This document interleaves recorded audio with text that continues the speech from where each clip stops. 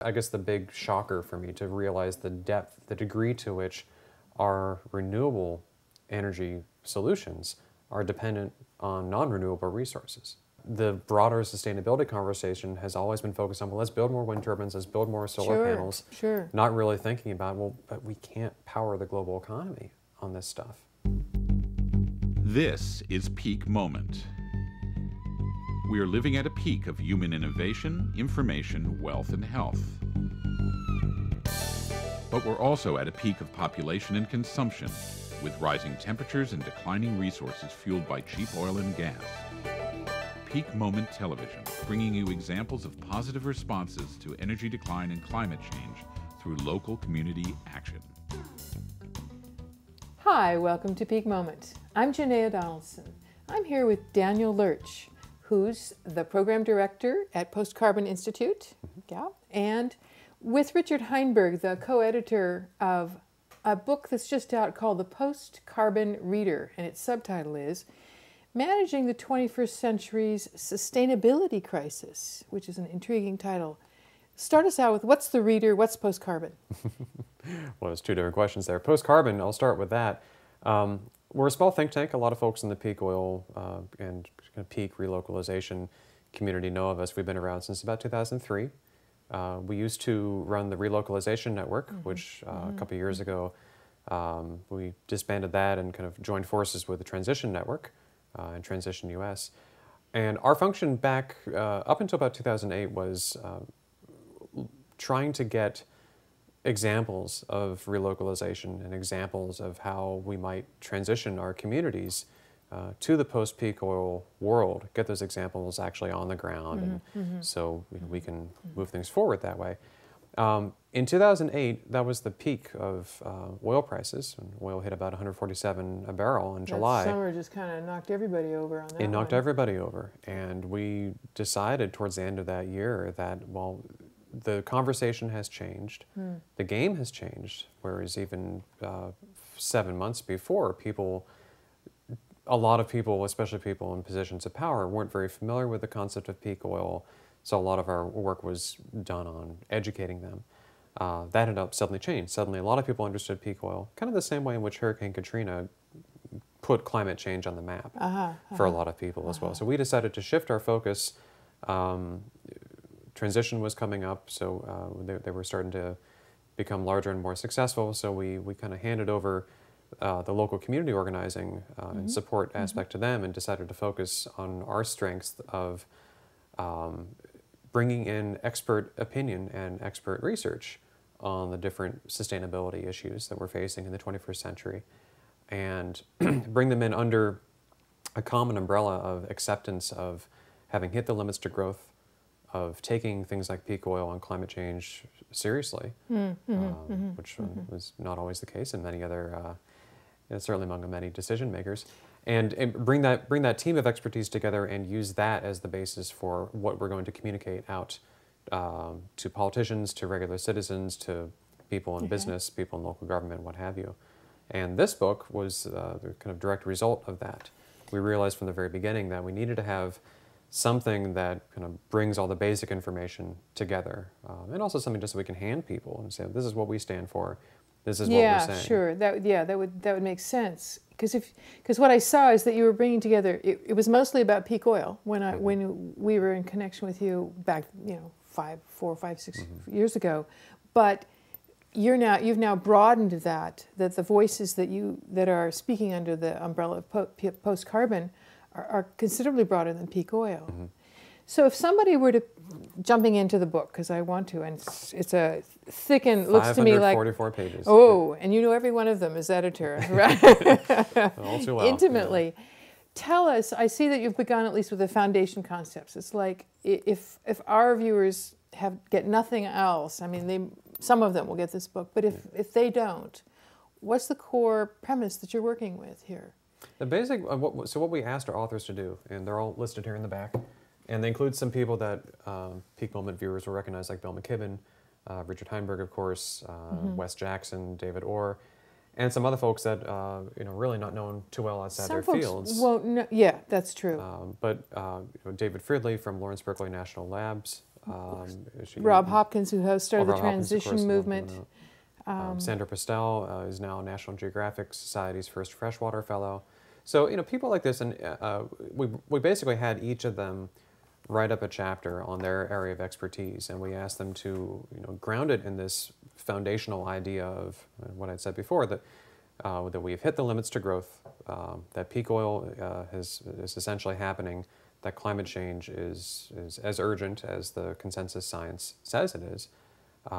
Tell us what your issue means, given those understandings, and don't hold anything back. Tell us the hard truth, and then at the end, tell the audience what are some things that we might do in order to build resilience for our civilization, resilience for our society to move forward. I think that's one of the big contributions that PostCarbon makes to this broader conversation. There are a lot of people out there, they'll talk about these same issues, but they'll point to solutions. They'll point to, we can have high-tech renewable energy, we can have higher efficiency, we can have, this whole menu of things that can happen. We can have alternate fuels, we can, renewable energy, or, there's a big premise is that we can just green all of our technologies and we'll solve it, or we'll Exactly. become sustainable. And that has become so mainstream. I remember I was very non-carbon sensitive. I was in an airplane a couple months ago flying back from a conference or somewhere. It was in Continental, and there,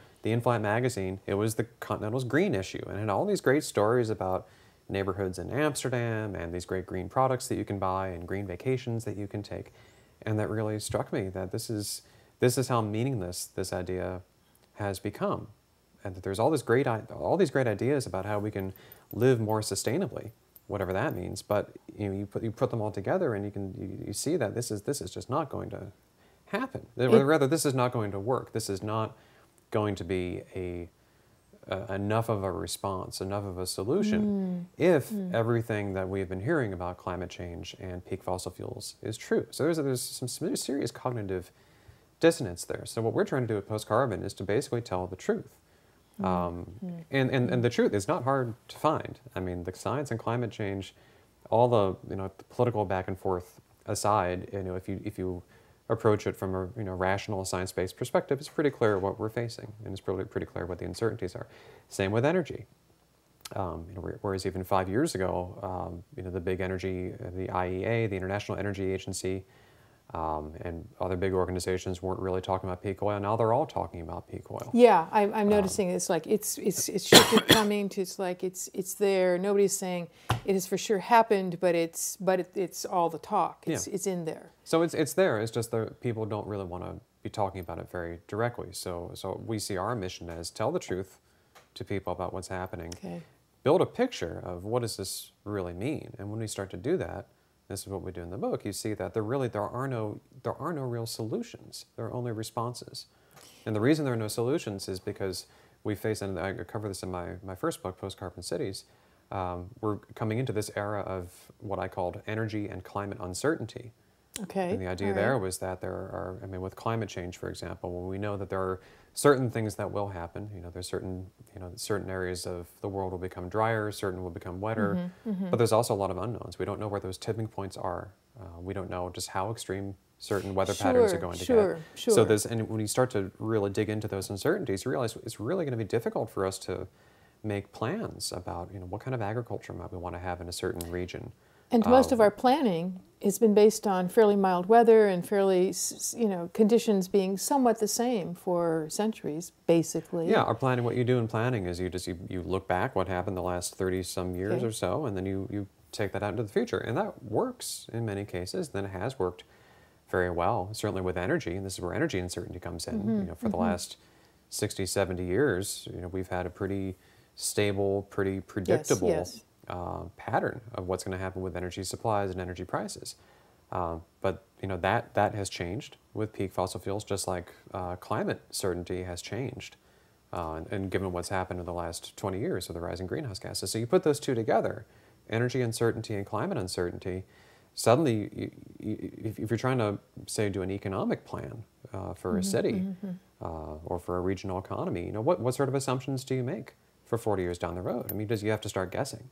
And also, I'm simplifying it a lot, but the point is that you know, that's the kind of future that we face. And with that amount of uncertainty, you cannot prescribe a solution. The best you can do is prescribe a response that's going to build up our capacity for dealing with those uncertainties. So that's what we mean when we talk about resilience versus sustainability. We have actually the whole first section of the book, the first 100 pages or so, it's kind of a discussion of, okay, what do we really mean by sustainability? Yeah, because resilience is not in most people's vocabulary. Sustainability is getting spread more widely, and people like that, and it feels comfortable to think about. We'll create a state where we're not taking more than we put back into the planet, which feels pretty far-fetched to me at this point with the population level that we have and the consumption levels we have. But it's, you know, you can always head in that direction. But it seems to me that resilience is a different, it's the name of a different game. So what is resilience? Sustainability, and this has been one of my issues that I've been interested in for a long time.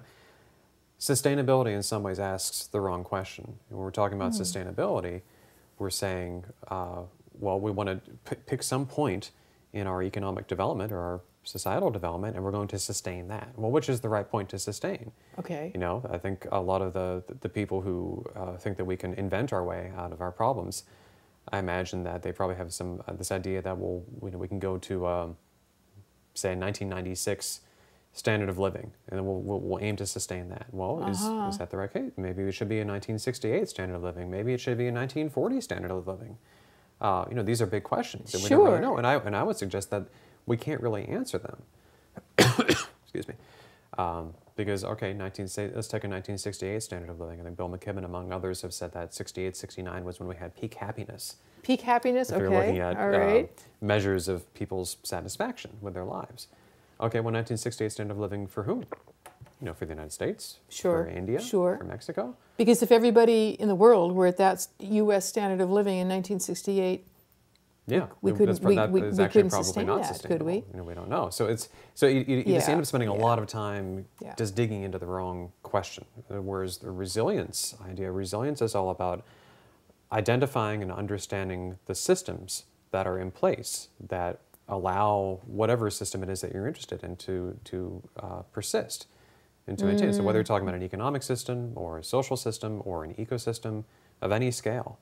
So it's much more about understanding what we're actually working with and understanding the influences on those systems so that we can then start to determine, okay, well, is there a point at which we might make a small change and then it has a big effect down here? Are there some things that maybe we don't want to change because we'll have a really bad effect in some ways? You can think of climate change in this way. I mean, we know that if we get to that tipping point with global temperatures, we might hit a point where we can't stop the glaciers from melting and putting too much fresh water into the ocean, and then they start to have all sorts of interesting effects with the jet stream and that sort of thing. So, you know, the sustainability perspective, the way I think of it, kind of looks at that system and says, well, we don't want it to get that bad, so let's choose this scenario and do what we can to get here. Resilience perspective would see, I would say, would look at that and say, okay, well, we know there are these different influences. We know that we impact these systems in different ways, whether by how we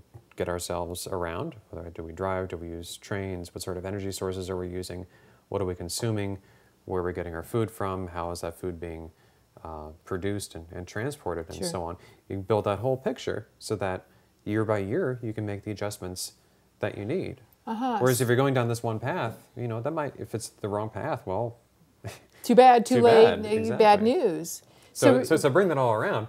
That's what this book is about, taking that first look at what are all these different systems that we care about. What are the systems that are important to our being, just being able to exist on the planet, to having civilizations, to having societies. What do we face and where do we start? So if we go through the book, we order the chapters in order of their importance to human existence on Earth. So it starts with climate.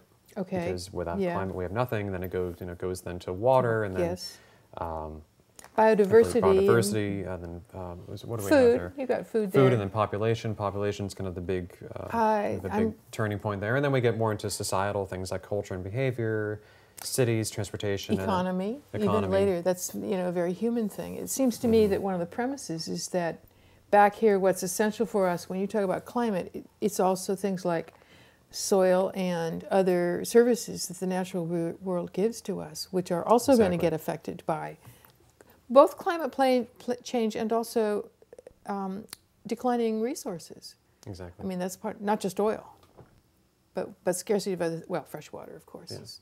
Is one of and those. it starts to get a little mind-boggling after a while because they all interconnect. I mean, the ways in which, the food we have. I've been talking about chapters, but we actually have they're kind of different sections, and some sections have multiple chapters in the same issue. We've got 3 different chapters on food. One from Mike Bomford, who's an organic agriculture specialist at University of Kentucky. One from Wes Jackson, who's essentially the father of sustainable agriculture, and one from Erica Allen, who works. She and her father Will Allen in Milwaukee and in Chicago run Growing Power, which is probably the top organization doing community food systems. In urban areas. Particularly in urban areas. Right. So kind of 3 very different perspectives on our relationship with food.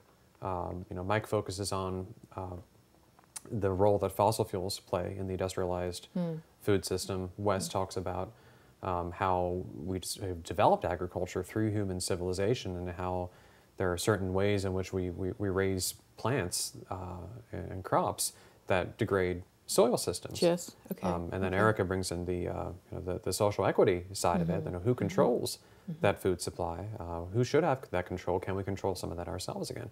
So kind of bringing those 3 things in, you start to see. And you can kind of do this with any one of these issues, particularly things like population or economy. You can see how different aspects affect other systems and other aspects. To take food, for example, the ways in which we use fossil fuels in food, of course, that drastically impacts the fossil fuel resources that are available and the demand on fossil fuel resources.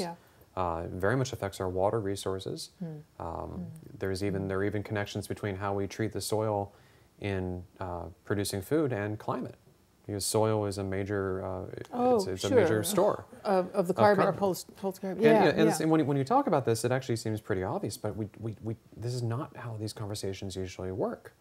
When we talk about sustainability, it's usually very focused on just carbon emissions from the tailpipe or just on phosphate and fertilizers with fuel, that sort of thing. So that's what we're trying to do with the book. We're trying to show people this is a very big, very complex conversation, and here's some ideas about how we might frame that conversation. And to frame it, to shift it from sustainability to resilience, feels to me like a major shift of intention in the conversation. Because resilience has to do essentially with the ability to withstand and survive unexpected or maybe even expected, but shocks to the system or sudden changes. And it would seem to me that may become the strategy for moving forward for anybody. Yeah. Be it a natural disaster or the trucks stop rolling for 2 weeks. Yeah, and there's many ways that you can approach resilience. Rob Hopkins has done some really interesting work on taking ideas and theories of resilience, especially in ecosystems, and there's a whole field now in academia that works on this, and kind of translating that and applying it to communities. So and it's fascinating because you can look at like one of the big examples in the resilience literature is, for example, the North Atlantic fishery. Which was overfished for, I believe it was caught and then collapsed.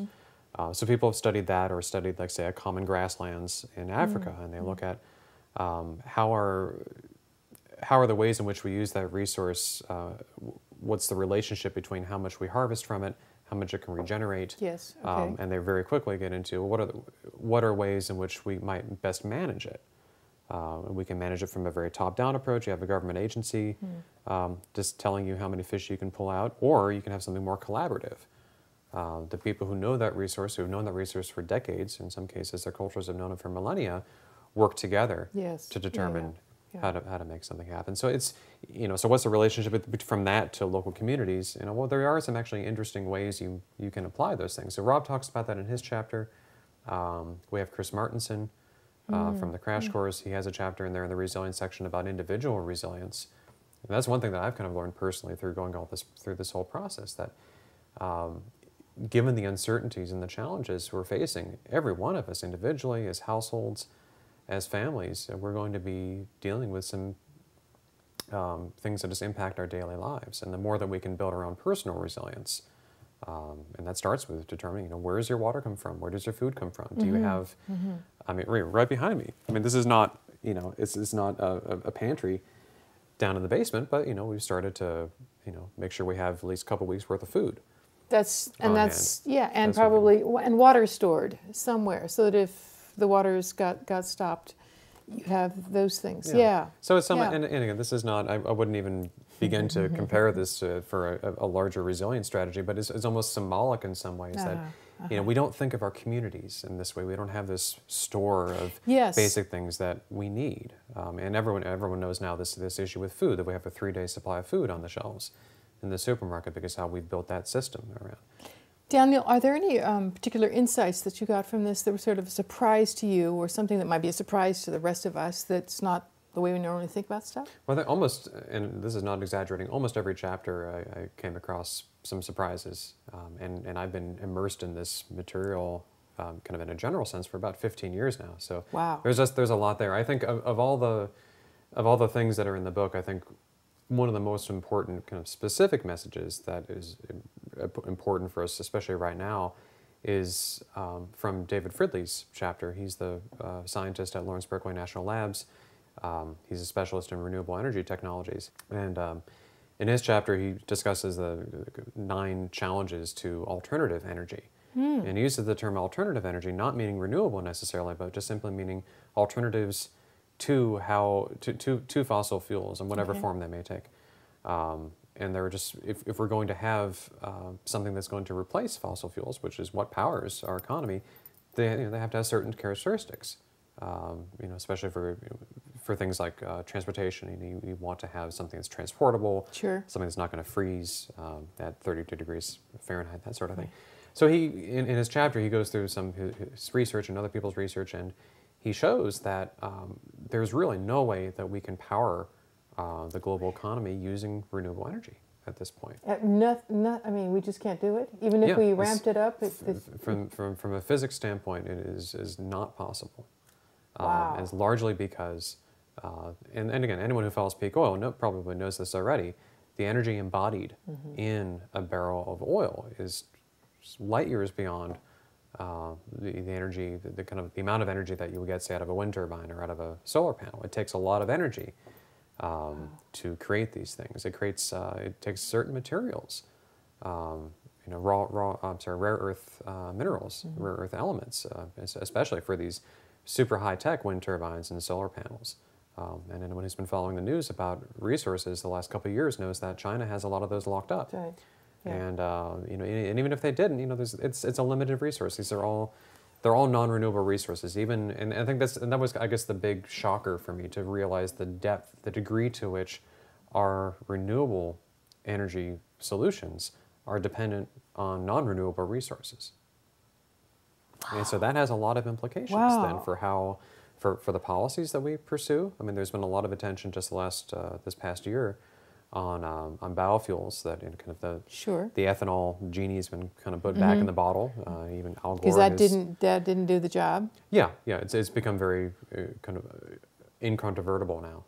Very clear that ethanol is not going to work because it has this really bad return on energy invested. But the broader sustainability conversation has always been focused on, well, let's build more wind turbines, let's build more solar panels. Sure. Not really thinking about, well, but we can't power the global economy on this stuff. Yeah, well, providing electricity is not the same as providing portable fuel you can't run jet airplanes on wind turbines. Exactly. Not yet. And I should say, I think there's one way in which I think we are moving away from the kind of the conventional peak oil view. And a lot of people are doing this now. I think before 2008, I think there was a sense that we'll hit this moment of peak oil, and then the economy will have these problems, and oil prices will go through the roof, and there'll be shortages, and that's not happening. And partly why that's not happening, and we still think that the peak oil moment has having been around 2008, and the data essentially bear that out. That hasn't happened because it's, the economy responds and demand goes down and prices respond and they go back up. I mean, in the way, we knew this would happen, but the way in which it's happening is very interesting. One of the problems with that is that the signals are still not going to the economy that energy is going to be really increasingly expensive. Sure. And all these different kinds of investments need to be made. So we can continue with this fantasy of building more wind turbines, building more solar panels, trying to find these little efficiencies here and there, and then that'll save the day. Wow. And that's wow. By the time we get to the point that fossil fuels really are incredibly expensive, and we start to see that renewable energies just can't fill that need, we're going to be in a bit of a pickle. Because we won't have, because the cheap oil is, the cheap prices are gone, and we'll still need it to do all to develop the other energies. Oh, a pickle. That's probably saying it mildly. And some of the essays, some of this material from some of the authors here are on the website at PostCarbon. Is that right? We're eventually going to have everything on the website. We've been releasing give us it. that URL so people can... It's just postcarbonreader.com. Okay. Very easy to remember. Good. And so we started releasing this past July. We'll have the whole book online probably by February. Which is a gift to all of us to be able to access this information in any form. Both the book is compact and so on, but I salute PostCarbon for making sure that what matters is the information is out there so that the conversation can have some basis to it for facing what we're into. Yeah, it's a labor of love, and we're very small, and a lot of what we do, everything that we do depends on the community, our community of fellows, our community of supporters, and especially the people who are just out there doing stuff on the ground. We get inspired by them, and frankly, that's where a lot of these responses that we've been talking about are going to come from. How are people, just ordinary folk? How are people here in Portland figuring that out? How are people in Florida figuring it out? That's what this is all about ultimately. How do we build resilience in communities wherever we are? Actually, that's part of what we are doing sort of on the ground is in Peak Moment, is sort of sniffing out some of those folks that are starting to create resilience in their communities.